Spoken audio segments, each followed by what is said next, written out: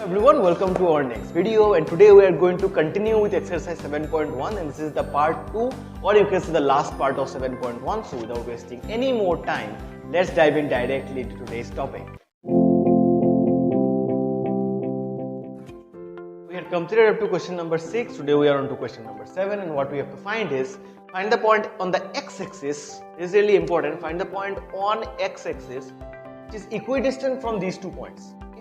So any point on the x-axis will have its value of y coordinate as 0. Okay, so if you take any point on x-axis, suppose this is 1, 2, 3.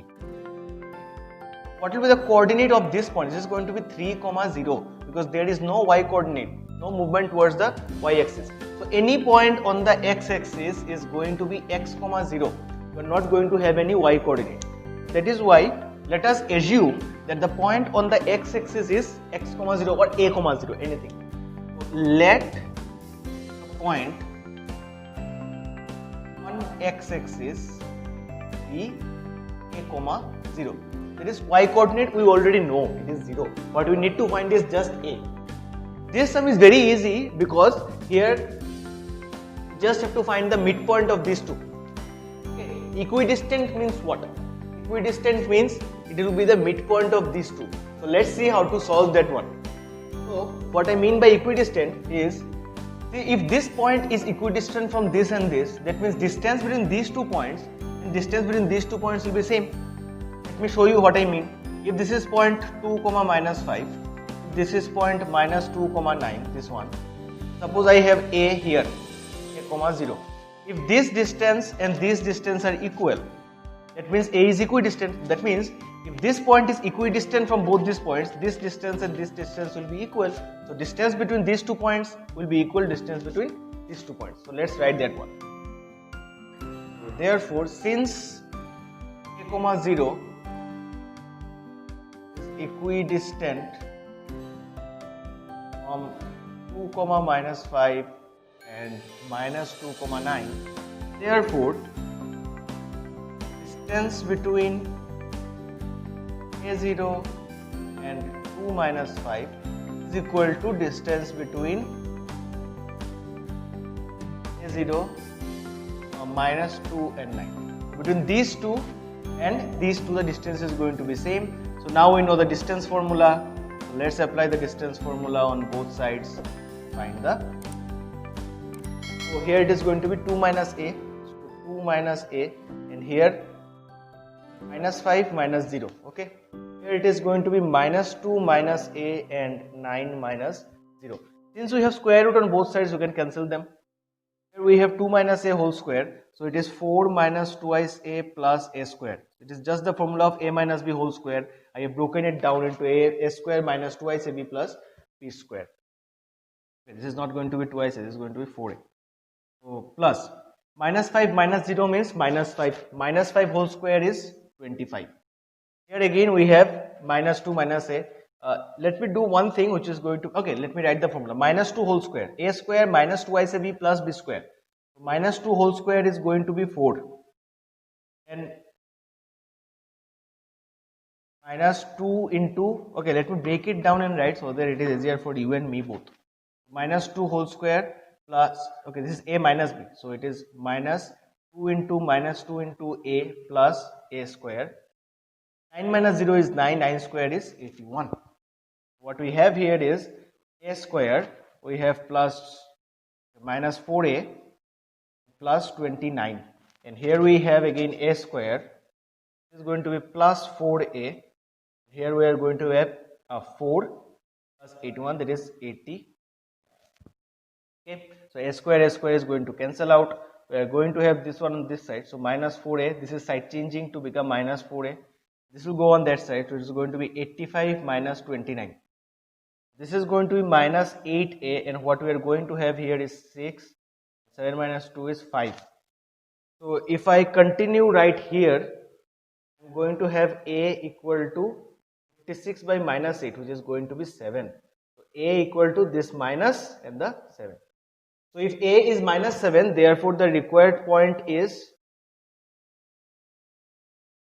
-7, 0, and that is how you solve question number 7. Just make an equation and find the value. You know how to solve equations, so it is going to be really easy to find this value. I hope you understood this parts. This is 2 square minus 2 into AB. This is 2 into 2 into 4. 2 2s are 4 into A is 4A plus A square. You can write it in this way. Let me write it here so that you can understand. In case you have not understood this part, that is 2 minus A whole square can be written as 2 square minus 2 into A plus A square, which we get as 4 minus 4A plus A square. This is what I have written right here. Okay, so I have written directly. Here I have split it because there were two minus, so it may be confusing. So that is how we solve. Up to this point, we get the required point by finding A. So hope you understood. Let's move on to the next question. We are on to question number 8, and here what we have to do here. This is similar to question number 7, so don't worry. So find the value of y if the distance between these 2 points is 10 units. So the distance is given. The distance is 10 units. You need to find the value of y. Very simple. So how to solve? What is given? It is already given that distance between P and Q is equal to 10. So for P and Q, we know the formula. It is x2 minus x1 plus y2 minus y1 whole square equal to 10. So x2 minus x1, this is x1, x2, this is y1, y2. So it is 10 minus 2, 10 minus 2, okay, 10 minus 2, and we have y minus 3. Right? So now let us solve. Let's do squaring both sides, because then square root will cancel, 100 will become square. So on squaring both sides, what we have, 10 minus 2 is 8 square, plus this is y plus 3 whole square equal to 10 square. Square and root will cancel. What we have done here is squaring both sides, SBS. 8 square is 64. Plus, if I want to break this, I will get y square plus 6y plus 9. A square plus 2ac plus b square. Formula is equal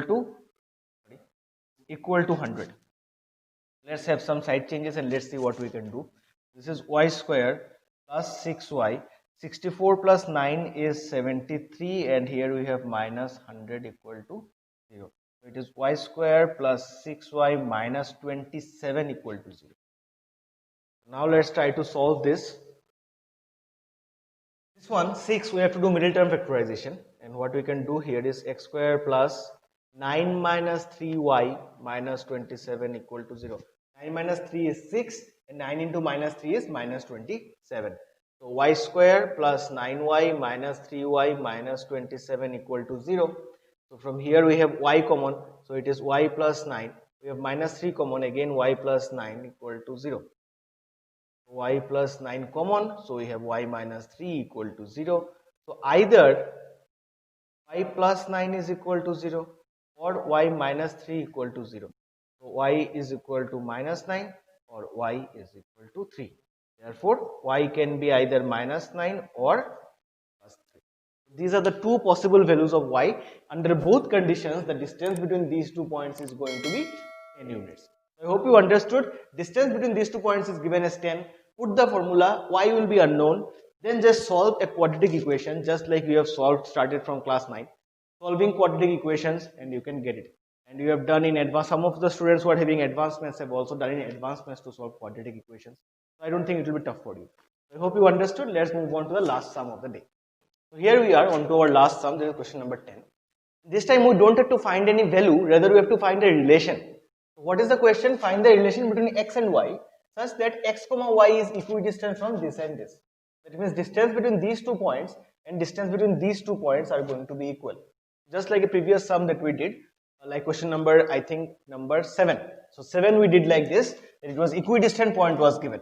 So here these 2 points are equidistant to these 2 points. So given, what is given? X comma y is equidistant from P6 and minus 3, 4. This is equidistant. Therefore, distance between x comma y and 3 comma 6 is equal to distance between x comma y and minus 3 comma 4. I hope that's clear. Since this point is equidistant, distance between these two and distance between these two are going to be equal, as I have shown you in question number 7. So you can relate between those two. So now let's find out the distance between these two. So it is going to be 3 minus x whole square plus 6 minus y whole square equal to, here it is going to be minus 3 minus x whole square plus 4 minus y whole square. Again same thing, root on both sides, so cancel them. Now let's write the formula. It is a minus b whole square. So it is 3 square 9 minus twice ab. It is 2 into 3, 6x plus x square plus 6 minus y whole square. 6 square is 36 minus twice ab. Minus 2 into 6 is 12y plus y square is y square. If you are having problem in directly writing these values, try to split it out in the formula. A square minus twice ab plus b square in one line. Then in the next line you will get this. Okay, so that's up to you. So don't worry about how can I write directly. If you can't write directly, split it out in the middle. In the next line you will automatically get the answer. So don't worry about that. Here again we have minus 3 minus x. So this time let's take minus common. If we take minus common, what will happen? Taking minus s common, since it is square, keep it like this for now. We will do it in the next line. Since this one is minus and this one is square, minus will automatically be cancelled. Means not cancelled, because square of any negative is always positive. So we can write the formula of 3 plus x whole square. Negative will be gone. What we have right here is, we have x square y square, so it is x square plus y square. Then we have from here, we have a 6x minus 6x, then we have minus 12y, and 9 plus 36 is plus 40.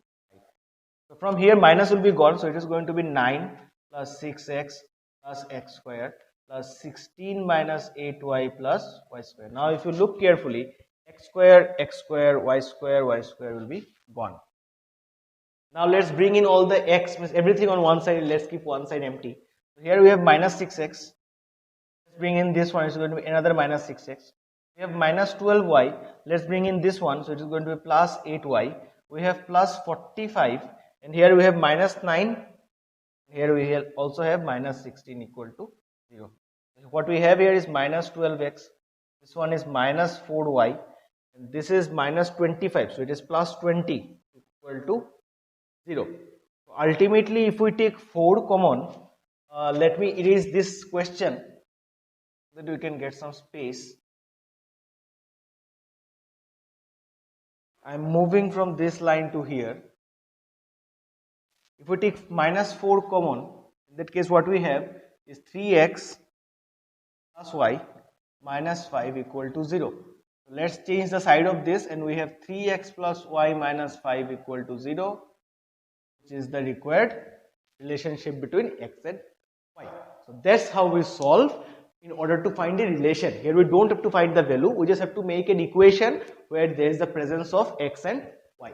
So that's how we solve question number 10, and that is the end of exercise 7.1. So in our next video, we will be moving on to understanding how to derive the section formula, and then on to exercise 7.2. So thank you everyone for watching, and until next time, cheers.